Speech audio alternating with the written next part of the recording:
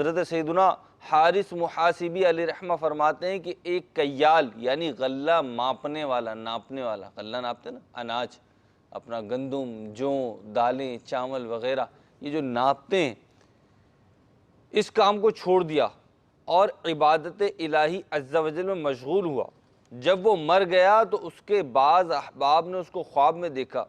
تو پوچھا ما فعل اللہ بک، یعنی اللہ رب العزت نے تیرے ساتھ کیا معاملہ کیا؟ اس نے کہا میرا وہ پیمانہ جس میں غلہ وغیرہ ناپا یا ماپا کرتا تھا، اس میں میری بے احتیاطی کی وجہ سے کچھ مٹی سی بیٹھ گئی تھی، جس کو میں نے لاپرواہی کے سبب صاف نہ کیا، تو ہر مرتبہ ماپنے کے وقت بقدر اس مٹی کے کم ہو جاتا تھا، میں اس قصور کے سبب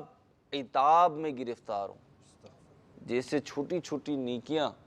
ہمیں رحمت الہی کے قریب کر دیتی ہیں، تو بسا اوقات کوئی بہت معمولی نظر آنے والی بے احتیاطی ہمیں